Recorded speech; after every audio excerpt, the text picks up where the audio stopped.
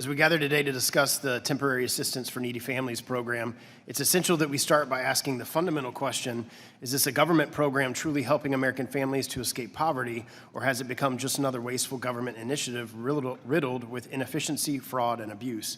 Already in this hearing, we've heard many examples of shockingly inappropriate uses of federal taxpayer dollars.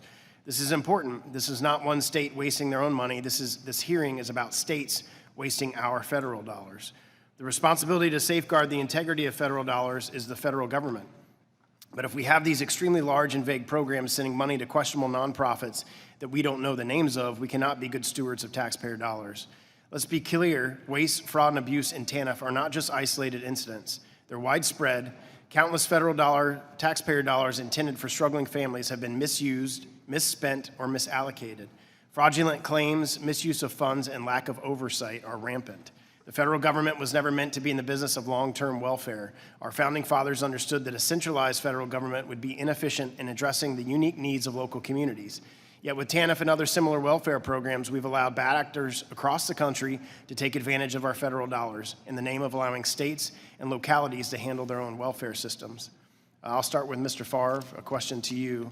As you mentioned in your remarks, it has come to our attention that the state of Mississippi is using TANF funds to pay private lawyers for this ongoing litigation. I have some questions about the legality of using TANF for these funds. To me, it's still diversion of funds and just adding insult to injury. Do you know if the state is doing this and whether they've been able to provide an explanation for that? That's my interpretation, is that they're being paid with TANF funds, and I am not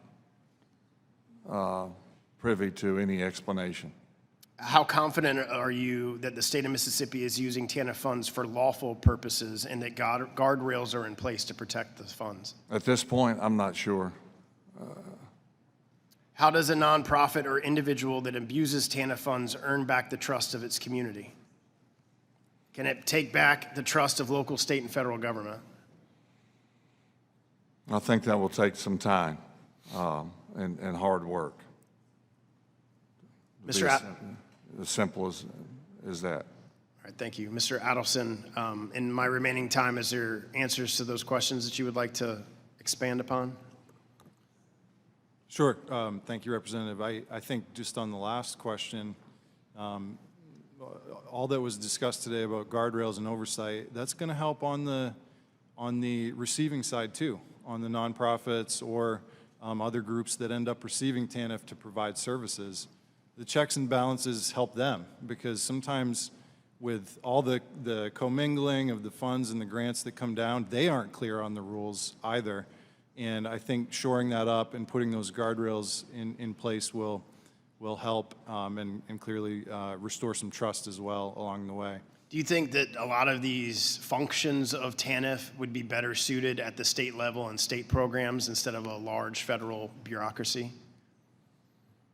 Yeah, absolutely. You know, the closer, I think anytime we're administering aid, the closer you can get to the person receiving the aid, the better.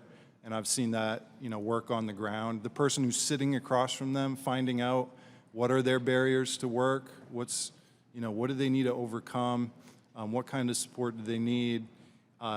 That's really the person who knows how we can turn that into a successful example, like one we have here today. And so we want to get the decision making about how to help the person as close to that as we can, but we also need those boundaries, those high-level guardrails and oversight to make sure they don't stray. So I represent a district in Florida, and in Florida I served in the state legislature, and you have programs that help needy families. So if I'm hearing you right, it would be beneficial if there's pieces of TANF that we think as a body would be better served at your local, state, and community levels to be able to effectuate those programs and ensure that fraud and abuse and those type of things aren't going on. That's something that you think you would support, that type of change?